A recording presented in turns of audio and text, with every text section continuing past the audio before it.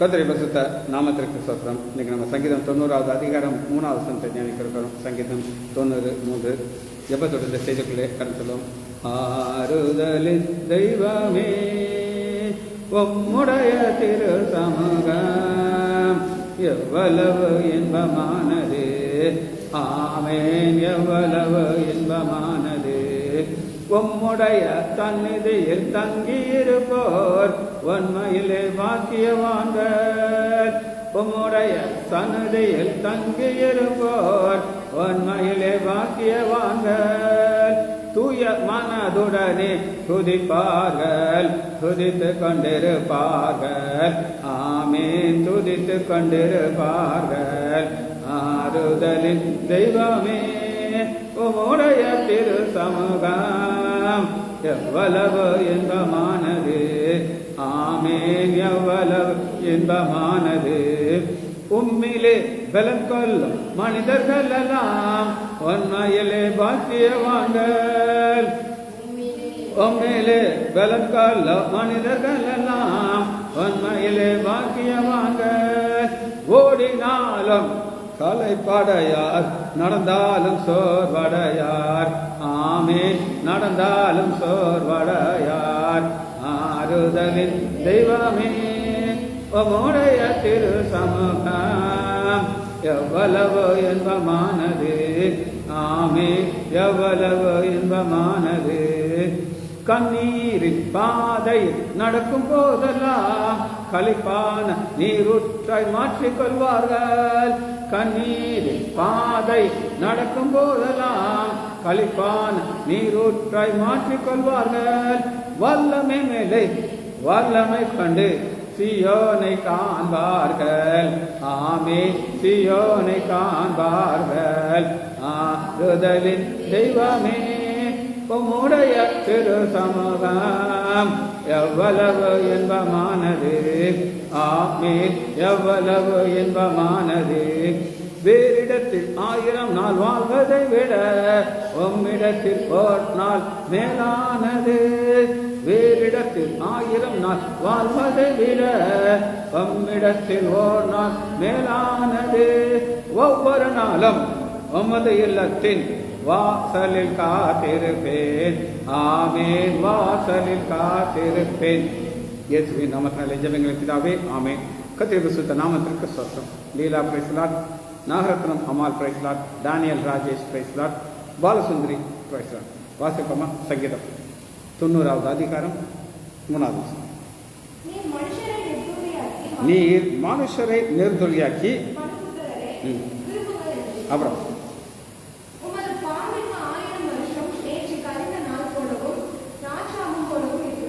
இப்ப 3வது வசனத்துல சின்ன வார்த்தை. யார் பேசுகிறார்? ஆண்டவர் பேசுகிறார். நீ மனுஷரை நிர்துளியாக்கி. நிர்துளி அப்படின்னா என்ன சொல்ல பார்ப்போம்?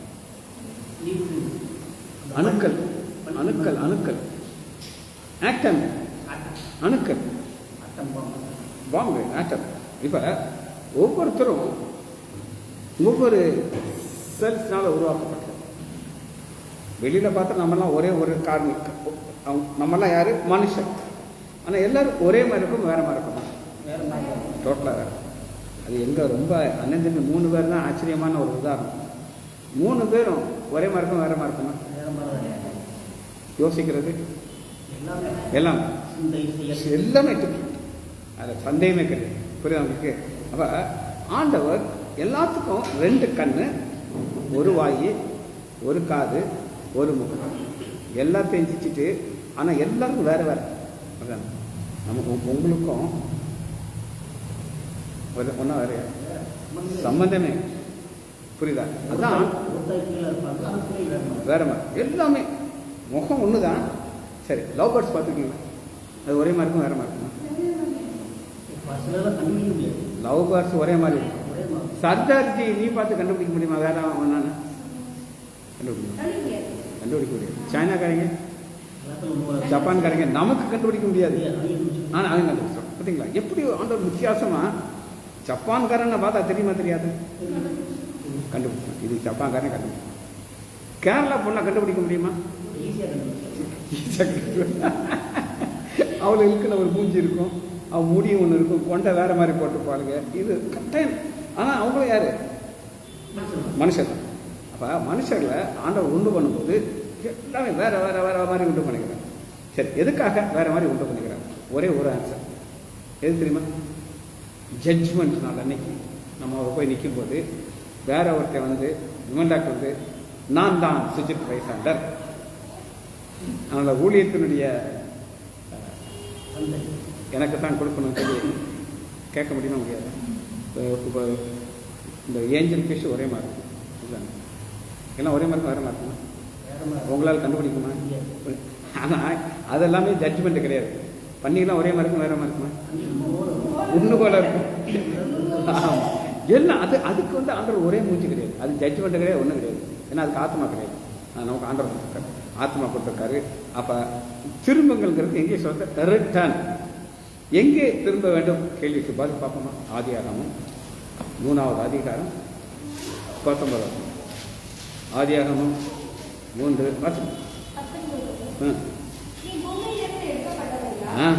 பூமியிலிருந்து எடுக்கப்பட்டவரியா? சரி, பூமியிலிருந்து எப்படி எடுத்தாருங்கிறத நம்ம பார்க்க போறோம். 2வது அதிகாரம் 7வது. இப்போ ராஜேஷுக்கு கொஞ்சம் ரெஸ்ட் கிடைச்சிருச்சு. ராஜேஷ் கேப்பார், யாராவது வாசிக்க மாட்டீங்களா? எல்லாம் கல்லு மாதிரி இருக்கு. பாப்பா வந்ததுக்கு ஒருவேளை எங்களுக்கு ஒரு விசேஷமான பிரயோஜனம், குறிப்பாக ராஜேஷுக்கு. புரியுதா? டப்பு டப்பு டப்புன்னு எடுத்து வாசிக்கிறான். புரியுதா? சரி, அப்போ ஆண்டவர் நம்மளை உண்டு பண்ணும்போது எப்படி உண்டு பண்ணான்னா மண்ணிலிருந்து உண்டு பண்ணிக்கிறேன். எவ்வளோ உண்டு பண்ணுகிறேன்? இப்போ மண்ணிலிருந்து எடுக்கும்போது ஒரு வெசல் தேடிங்க, ஒரு களிமண் தேடிங்க, தண்ணி ஊற்றுற என்ன ஆயிடும்? கரைஞ்சி.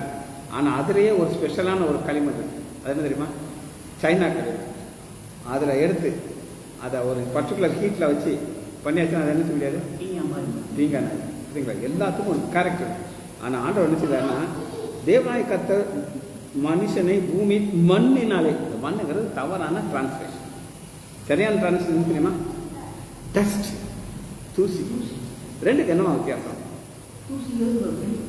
நான் சொல்றேன், தூசிக்கு அதே வரல. இங்கே பார்த்தீங்கன்னா எல்லாம் மேலே அப்படி இருக்கும். தடை பாருங்க. நான் என்ன சொல்றேங்க, மண்ணுக்காவது வேல்யூ இருக்கு. செம்மண் என்ன தெரியுமா? மேலே கூட இப்போ நம்ம இன்ஜினியரை கேட்டால் தான் தெரியும், கன்ஸ்ட்ரக்ஷனுக்கு எதில் முடியாது, மண்ணில் முடியாது. ஆனால் எது யூஸ் கிடையாது? தூசி யூஸ் கிடையாது. ஆனால் அந்த வேலையே இல்லாத யாருக்குமே விரோதம். தூசியில் தான் யாரை உண்டு பண்ணுகிறாரு? மனுஷன் உண்டு பண்ணி பாருங்க. இந்த உருவாக்கிங்கிறதுக்கு நான் உங்களுக்கு இப்போ மெடிக்கலாக ஒரு சில காரியங்கள் சொல்லி தரப்பேன். உங்களுக்கு மெடிக்கல் தெரியுமா? எனக்காண்டி நான் நிறைய பெரிய சப்ஜெக்ட்லாம் போடக்கூடாது. இப்போ ஒரு சின்ன ஒரு உதாரணத்துக்கு, இந்த நெய் மீன் பார்த்துருக்கீங்களா? நெய் மீன் பார்த்துருக்கீங்களா? 8 கிலோ 10 கிலோ மீன் இருக்கும். அது பார்க்க நல்லா இருக்கும். பார்க்க எப்படி இருக்கும்? இருக்கும். அதை ஒரு 10 நாள் வெயிலில் போட்டுருக்கீங்க. வெயிலில் போட்டுருக்கீங்க. 10 நாள் கழிச்சு பார்த்தா என்ன இருப்பாங்க? அதுதான் உயர். அப்போ அதில் நம்முடைய சரீரத்தில் 70-80% வந்து வாட்டர். என்னது? வாட்டர். இப்போ அது போய் வெயிலில் போட்டாச்சுன்னா எலும்பும் தோணும். எது போயிடுச்சு? தண்ணி. சரி, இப்போ அந்த மீன் எடுத்து குழி தோண்டி மண்ணில் போட்டு மூடிடுச்சு. 6 மாதம் கழிச்சு பாருங்க என்ன இருக்கும்? ஒன்றுமே இருக்காது. அந்த மண்ணுக்கு என்ன தன்மை இருக்குன்னா, எதை கொடுத்தா அது மாற்றிக்கும், தன்னைப்பட மாற்றிக்கும். புரியுது உங்களுக்கு? இந்த டேபிளை மண்ணை தோண்டி உள்ளதுக்கு போட்டு 5 வருஷம் கழிச்சு பார்க்குறீங்க என்ன இருக்கும்? அந்த டேபிள் இருக்கிறதுக்கு அடையாளம் இருக்காது. அதான் மண்ணுடைய குணம் என்னன்னா, தன்னை போல மாற்றிக்கும். புரியுது உங்களுக்கு? அதை நம்ம அங்கே பார்க்குறோம். ஆண்டவர் எங்கே இருக்கிறாரு? மண்ணில் இருக்கிறாரு. அப்புறம் ஜீவ சுவாசத்தை, இது இன்னும் கொஞ்சம் விளக்கமாக நம்ம சொல்கிறோம். ஆதாமை உண்டு பண்ணும்போது ஆதாமுடைய ஏஜ்ல ஏற்கனவே 30 வயசு இருக்கும். இப்போ 30 வயசு ஆணுக்கு என்னென்னலாம் இருக்குமோ அவனுக்கு இருக்கு. எல்லாத்தையும் என்னென்ன ஸ்ட்ரக்சர்ஸ் எல்லாத்தையும் உண்டு பண்ணி தான் செஞ்சாங்க. இப்போ அசையவே இல்லை. இப்போ நான் சில சுவாசத்தை ஊதின உடனே அது நேரம் எங்கே பார்த்துருமா? பிரெயினில் போய் மூச்சுடும். இப்போ மெடிக்கலில் கொஞ்சம் நல்லா படித்த டாக்டர் போய் நீங்கள் கேட்டிங்கன்னா ஒவ்வொன்றுக்கும் ஒரு மெக்கானிக்ஸ். ஹார்ட்டுக்கு எப்படி பம்ப் பண்ணுறது ஒன்று இருக்குது தெரியுமா உங்களுக்கு? 4 அறை இருக்கும். 2 அறை வந்து கெட்ட ரத்தம் வரும், 2 அறை பம்பம் சர்க்குலேஷன் ஆகிட்டே இருக்கும். ஆனால் இன்னைக்கு வர நம்ம எப்படி மூச்சு விடுறோன்றது சயின்டிஸ்டால் கண்டுபிடிக்க முடியும். யாரால் கண்டுபிடிக்க முடியல? ஏன் அப்படின்னு கேட்டிங்கன்னா அது ஆண்டவர் ஊதணும் காற்றுல தான் அது. இப்போ நான் படித்த டாக்டராக படிக்காத டாக்டரா?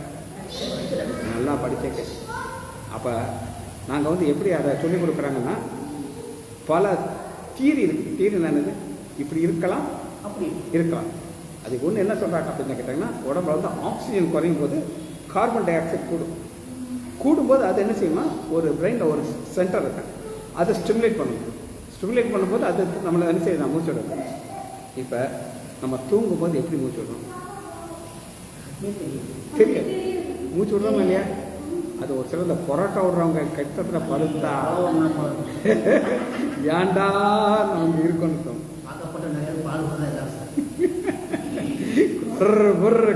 ஒரு மிஷின் மாதிரி ஓடிக்கிட்டே இருக்கும். ஒரு தட்டுனா மிஷின் லேசாக ஆஃப் ஆகும், மறுபடியும் ஓடும்.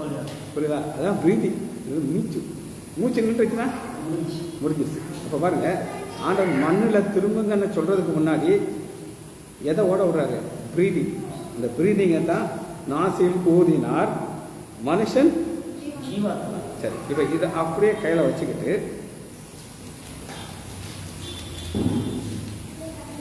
1 கொரிந்தியர் 15வது அதிகாரம் 45வது. 1 கொரிந்தியர் எப்படிப்பட்டவர்? 45. அந்தபடியே ஜீவாத்மா என்னில் இருக்கிறது, பிந்தின ஆத்மா உயிர்ப்பிக்கிற ஆவியான. சரி, 2 ஆதாம் இருக்காங்க. முந்தின ஆதாம், பிந்தின ஆதாம். முந்தின ஆதாம் யாரு? ஆதாம். எவ்வளவு ஆதாம். அப்ப அந்த ஆதாம்ங்கிற ஒரு மனுஷன் செய்கிற பாவத்தினால எல்லாத்தையும் பாதிக்கும். எதை பாதிக்குது? இந்த சந்ததி அப்படின்னு வருது. இந்த சந்ததியில என்ன வருது? நோய். என்ன வந்தது? இல்லை, ஒன்றை மட்டும் சொல்றேன். இப்ப என்னுடைய யாருன்னு சொல்ல ரொம்ப க்ளோஸ் ரிலேஷன், அந்த பொண்ணு நல்லா ஜாலியாக வாழ்ந்துட்டாங்க. 40 வயசுல ஒரு பிளட் டெஸ்ட் பார்க்குறாங்க, ஐயா இருக்குது. அவங்க அம்மா பெரிய டாக்டர், அழுது கதறி ஐயோ எனக்கு சுகர் வந்துருச்சேமான்னு. ஏன் வந்து தெரியும்? உங்கள் அப்பாவுக்கு சுகர், உங்கள் அப்பாவுக்கு டயபெட்டிஸ். யாருக்கு வந்துருச்சு? எப்படி நோய் எது வழியாக வருது? சந்தேகம். புரியுங்க? அதெல்லாம் அங்கே வருது. அந்தபடியாக முந்தின ஆதாம் ஜீவ ஆத்மாவான. ஜீவ ஆத்மானா ஜீவனை பெற்றுக்கொள்கிறவன். ஜீவனை அப்ப ஆண்டவர் நாசிர சுவாசத்தை ஊதலைன்னா அவன் மண்ணா தான் இருப்பான். இப்ப ஆண்டவர் சொல்றாரு, மண்ணுக்கு திரும்புறதுக்கு முன்னாடி எப்படி வச்சுக்கிறாரு? உயிரோட வச்சுக்கிறாரு. 2வது பிந்தின ஆதாம், இது ஆண்டவராக இயேசு கிறிஸ்து உயிர்ப்பிக்கிற ஆவியான. உயிர்ப்பிக்கிறது அப்படின்னா என்ன இருக்குன்னா, ஒரு இங்கிலீஷ் வார்த்தை நான் சொன்னேன், குவிக்கனிங் ஸ்பிரிட். QUICKENING,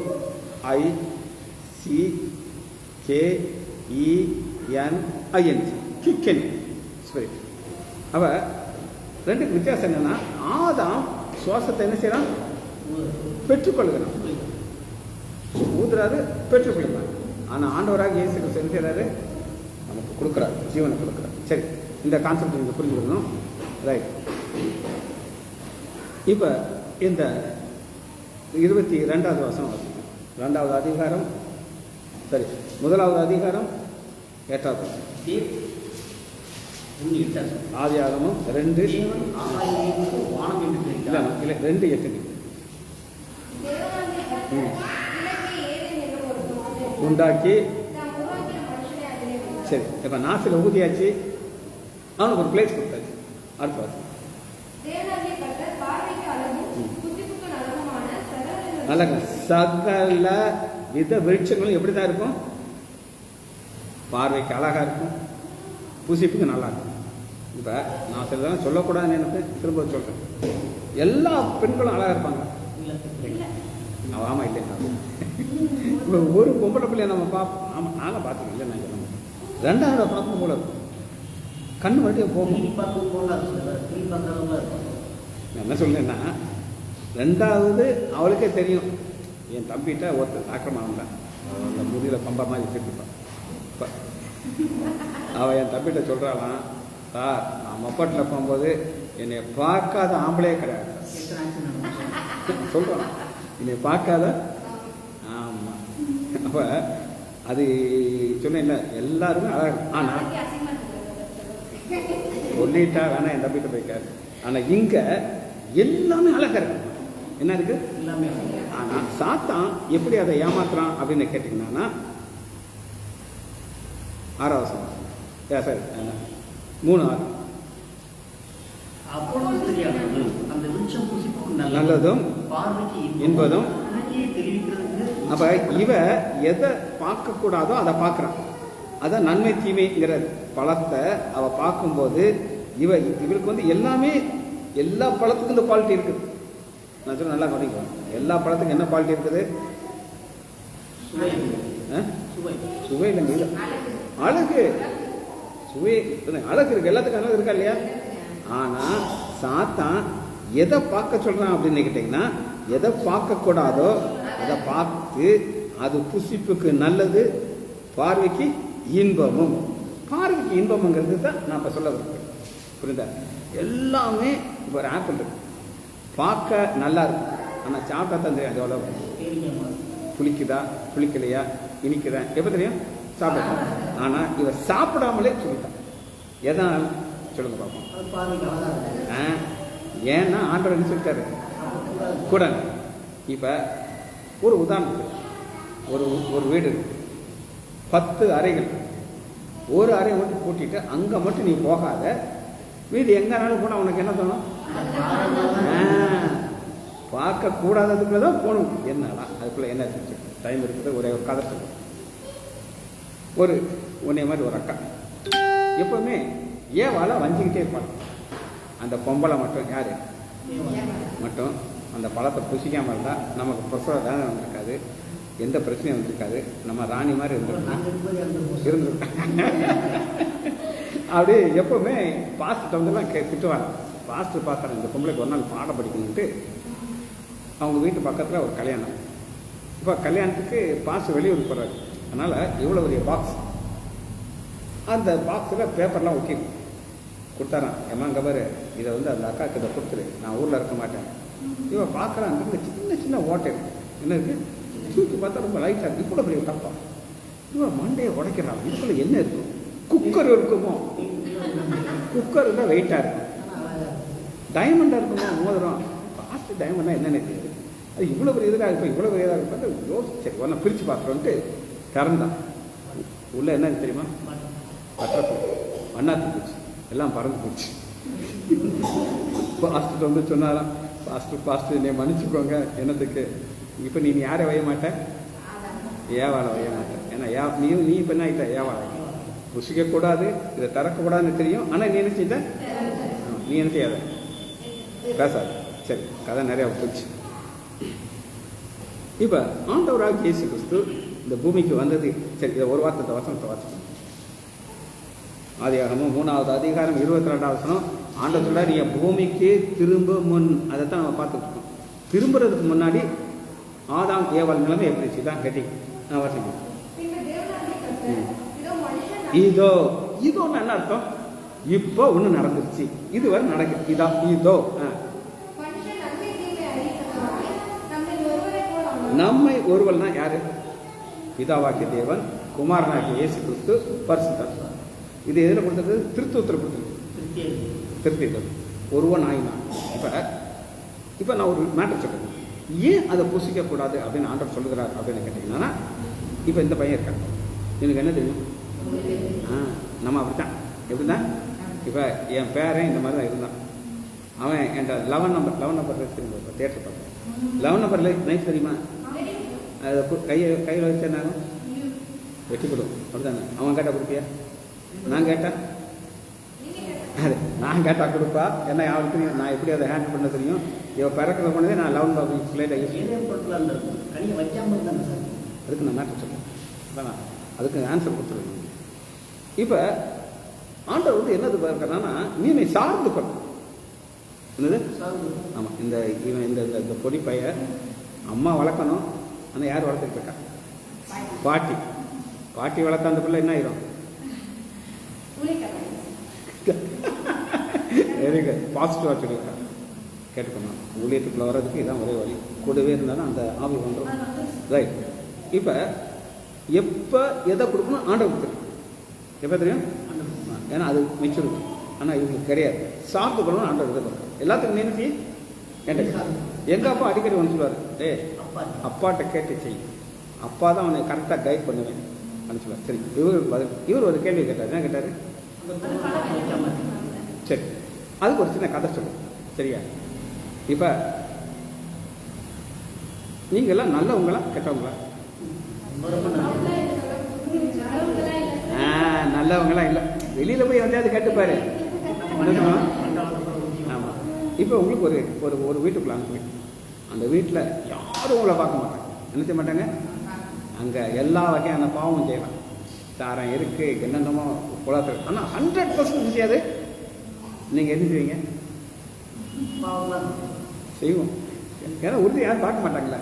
ஸோ நம்ம ஏன் ஒழுங்காக இருக்கிறோம் அப்படின்னு நீங்கள் கேட்டிங்கன்னா நம்மளை பார்த்து என்ன நினைப்பாங்க? இப்போ நான் ஒரு ஒன்றையில் பார்த்தா ஒரு பொம்பளை பிள்ளையை பக்கத்தில் வச்சுட்டு தடையை கொடுத்துட்டே இருக்கேன். அவளும் அந்த டாக்டர் தரட்டும் நமக்குன்னு ஏதாவது காசு கீச்சு கொடுப்பாருன்னு பக்கத்தில் உட்காந்துக்கிட்டு இருக்கான். பார்க்குறவங்களுக்கு அதான் புரியுதா? நான் எனக்குன்னு ஆட்டோ பொசிஷன் கொடுத்துருக்கேன். 1000 கண் என்னையை பார்த்துட்டேன். எத்தனை கண்? நான் யார் கூட பேசிகிட்டு இருக்கேன், நான் உள்ள என்ன பண்ணிகிட்டு இருக்கேன், அதாவது கூட்டியிருக்கேன்னா கூட்டலையா. அது குறிப்பாக அங்கே முன்னாடி டெஸ்கில் உட்காந்துக்கிட்டு யாரை பார்த்துக்கிட்டு இருப்பாங்க? ஒன்றே யாரும் பார்க்க மாட்டாங்க. நீ தியேட்டரில் இருக்க என்ன கண்டுக்கிடவே மாட்டாங்க. கண்டுக்கிடுவாங்களே. ஆனால் என்ன அப்படி கிடையாது. அப்போ நம்மளை ஆண்டவர் ஒரு இடத்துல வச்சுருக்காரு. அந்த இடத்துல இருந்து என்ன செய்ய போகிறாரு அப்படின்னு கேட்டிங்கன்னா, நம்மை போல் நான் ஆயிட்டான்.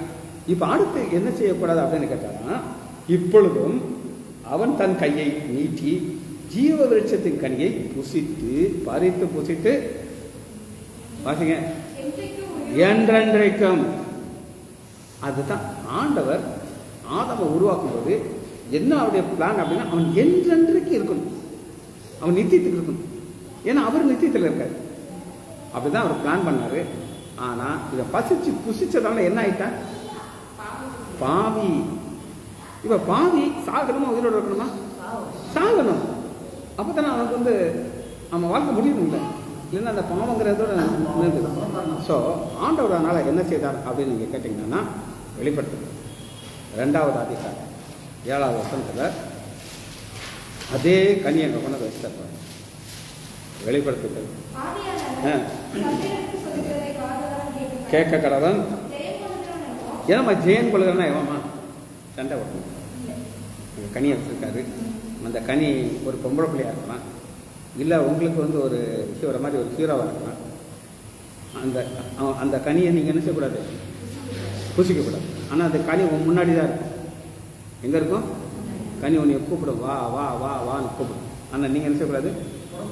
அப்படி இருந்தால் தான் ஜெயம் பண்ணுறது. நான் வாசிக்கிறேன். மத்தியில் இருக்கிற ஜீவாரி. பார்த்தீங்களா?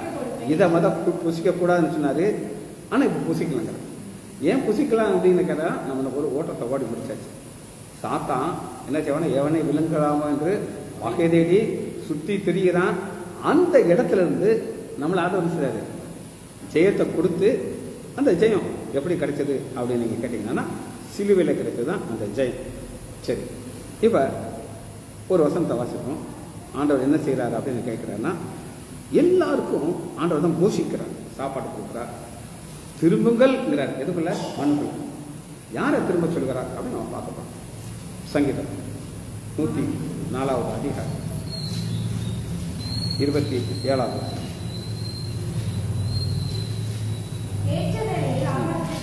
ஏற்ற வேலையிலே ஆகாரத்தை தருவென்று. ஏமா ஒரு உதாரணத்துக்கு சொல்றேன். நம்ம ஊர்ல எத்தனை காக்கா இருக்குன்னு நினைக்கிறீங்க? அதுக்கு யாரால சாப்பாடு போட முடியும்? நம்மளால போட முடியும். ஆனா ஆண்டவர் ஒவ்வொரு காக்காக்கும் ஒவ்வொன்றும் சாப்பாடு கொடுப்பார். அன்னைக்கு நான் ஜாக்கிங் போயிட்டு இருக்கிறேன். அழகா ஒரு காக்கா ஒரு செத்த எலியை தெரியும். அது ரொம்ப ஹாப்பியா சாப்பிட்டு. அப்ப ஆண்டவர் அதுக்கு சாப்பாடு கொடுத்தாரு. அது தேங்க்யூ ஜீசஸ் சொல்லி காக்கு அது போயிடும். அப்ப ஏற்ற வேளையில் ஆகாரத்தை தருவது அவைகள் உண்மை நோக்கி காத்து. அடுத்து நீர் கொடுக்க வாசிக்க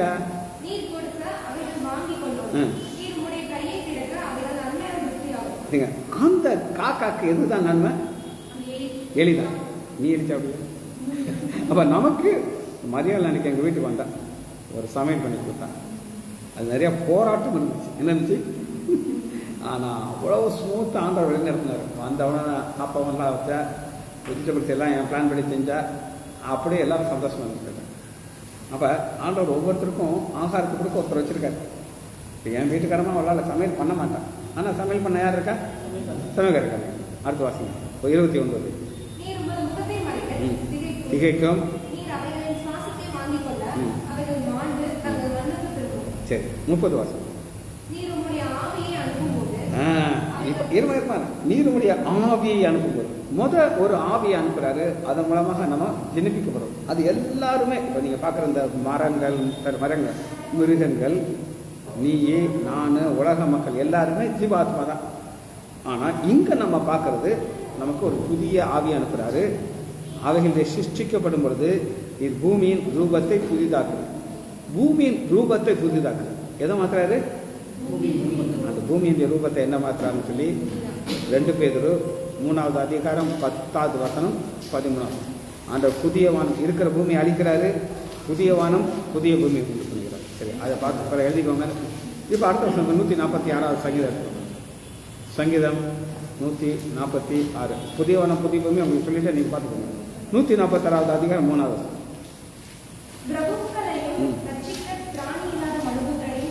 நம்பார். ஏன் நம்பக்கூடாது அப்படின்னு கேட்டீங்கன்னா, நமக்கு நல்லா தெரியும். எம்ஜி ராமச்சந்திரன் சீஃப் மினிஸ்டர் இருந்தாரா? அவர் இருந்த நாட்கள் வர யாருமே அவர் ஜெயிக்க முடியாது. இங்கே கையை காட்டுவார். அவனை என்ன அர்த்தம்? போடுறது. அது கிளவிகளை எல்லாரும் போட்டுருவாங்க. அவ்வளோ அவர் இருக்காரா? நன்றி. கருணாநிதி இருக்கிற வரை அவர் தான் ராஜா. ஆனால் இங்கே பாருங்க எல்லாரும் செத்து போயிட்டாங்க. அவனுடைய ஆவி புரியும். அவன் தன் மண்ணுக்கு திரும்புவான். அது மாதிரி தன் மண்ணுன்னா என்னதுமா? அவன் பிறந்த மண். அவனுக்குன்னு ஆண்டவர் ஃபிக்ஸ் பண்ணி வச்சுட்டாரு.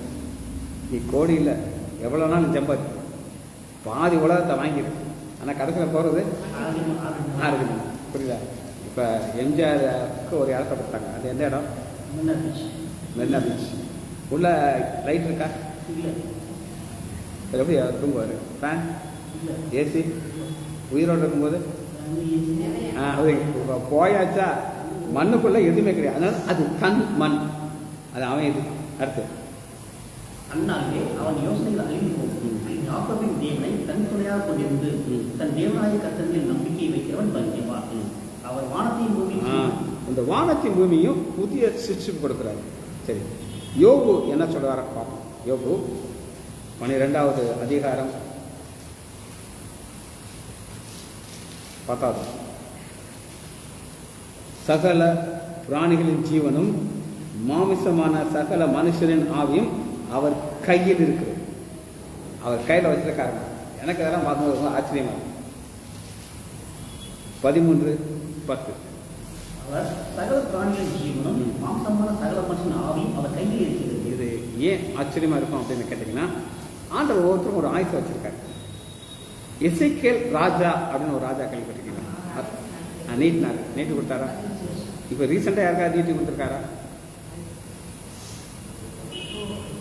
2015 அப்பா போட்டோ பக்கத்தில் யார் போட்டோ வச்சுருப்பாங்க? ஏன் போட்டோ? சர்ஜரி வந்து அவ்வளோ ரிஸ்கானது. என் கூட பண்ணாலும் அன்றைக்கு அடுத்த நாள் செத்துக்கிட்டேன். புரியுது உங்களுக்கு? ஆனால் அதனால தான் எல்லாமே அவர் கையில் இருக்குது. ஒரு சிலர் டென்சிவார் எக்ஸ்டென்ஷன் கொடுப்பாரு, ஒரு சிலர் ஆஃப் பண்ணி விட்டுருவார். சரியா? 19வது அதிகாரம் 25. யோபு 19:20. ஏன் மீட்பர் உயிரோடு இருக்கார் என்றும். சரி, மீட்பர் என்றால் யார் சொல்லுங்க? இயேசு கிறிஸ்து. அவர் மீட்கிறார். ரத்தத்தை சித்தி இருக்கிறாரா? மீட்கிறார். அவர் கடைசி நாளிலே பூமியில் இருப்பார். அறிந்துக்கணும் என்ன அர்த்தமா? நாலேஜ். எனக்கு தெரியும். இப்ப இந்த யோபு சொல்லும் போது இயேசு கிறிஸ்து இருந்தாரா இல்லையா? அவருக்கு தெரியாது. மீட்பார்னு தெரியாது, இயேசுன்னு தெரியாது, சிறுவில் மறிப்பார்னு தெரியாது, ரத்த சிந்துவார்னு தெரியாது. ஆனா ஆவியானவர் வெளிப்படுத்திட்டார். ஏன்னா யோபு தான் முதல் எழுதப்பட்ட புத்தகம். சரியா? அடுத்த வாசிங்க 26. பின்பு இது என்னமா? தோல் நம்ம கண் இல்லாமல் பார்க்க முடியுமா? Yes. ஆனால் இவர் என்ன சொல்றாரு? தோல் இருக்காது ஆனால் பார்ப்பேங்கிறாரு. அதுக்கு என்ன அர்த்தம்? விசுவாசம். நம்பிக்கை. உயிர்த்தெழுதல். உயிர்த்தெழுதல், புதிய சரீரம் கிடைக்கிறவருக்கு அந்த சரீரத்திலிருந்து நான் பார்ப்பேங்க. புரியுது உங்களுக்கு? இது யோகுடைய நிச்சயம். திரும்புங்கள்ங்கிறாரு, ஆனால் திரும்புகிற யோகு மறுபடியும் திரும்புறாரு. எப்படி திரும்புறாரு? மண்ணில். உயிர்த்தெழுதல். மண்டல் தான் நான் திரும்புவேங்கிறார். சரியா? இப்போ ஒரு வசந்த வாசிப்போம்.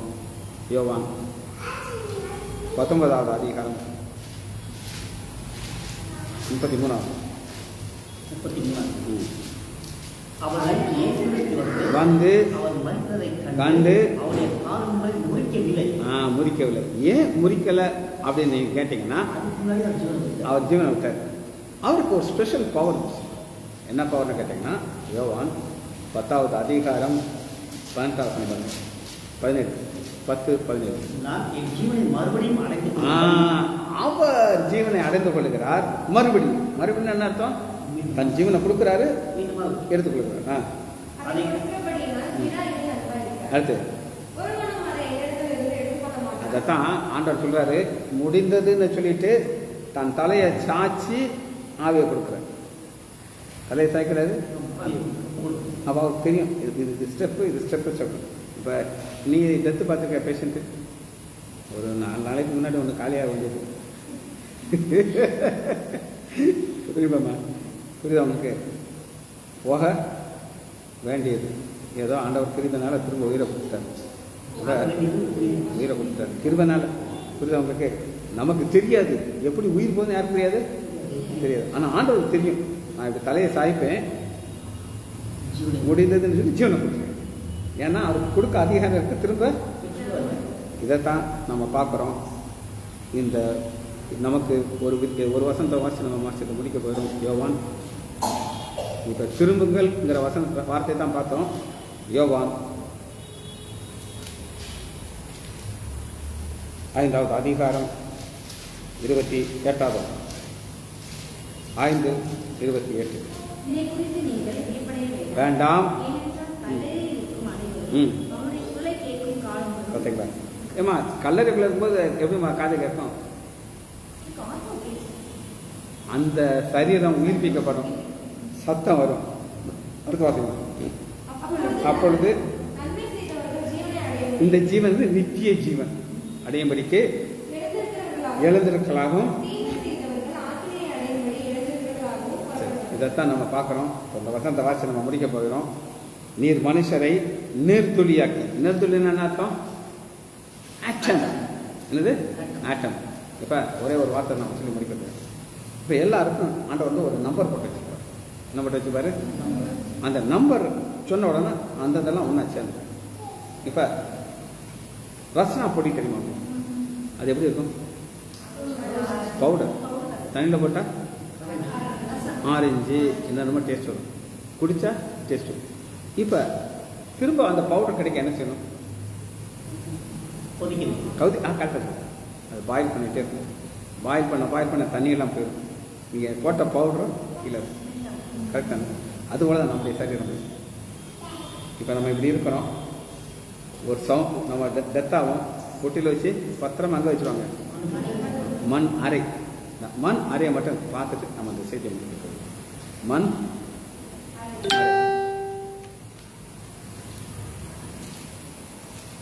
தானியல்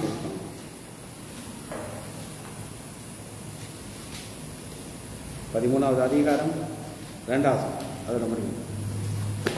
பூமியின் துளியே இத்தனை பணிகளாகிய அநேகரில் சிலர் நித்திய ஜீவன். புரியுதா? எல்லாருக்கும் நித்திய ஜீவன் கிடைக்காது. அநேகரில் சிலர். ஏன்னா பர்வத்துக்கு வாங்குற வாசல் நெருக்கமானது. அதில் பிரவேசிப்பர் வெகு சிலர் வாசிப்பாங்க. சிலர் நித்திய நிந்தைக்கும் நிகழ்ச்சிக்கும் வீட்டில் இருப்பார்கள். பார்த்தீங்களா? நம்ம தூங்கிட்டு இருக்கோம்.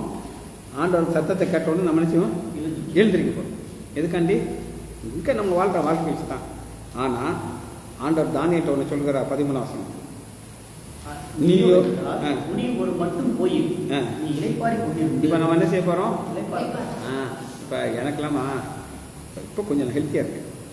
ஒரு மாதம் முன்னாடியெல்லாம் காய்ச்சல் வரும், இருமல் வரும், அவ்வளோ கஷ்டப்படுறேன். இவங்ககிட்ட மாத்திரையை கொடுத்துருவேன். ஏன் 3 தடவை கொடுமா மாத்திரை, அவளும் கொடுப்பா, என்னென்னமோ செய்வா, சுடு தண்ணி கொண்டு வந்து கொடுப்பா, என்னென்னமோ அழிச்சவாளுது. ஆனால் இன்னும் வேலை நடக்கும்.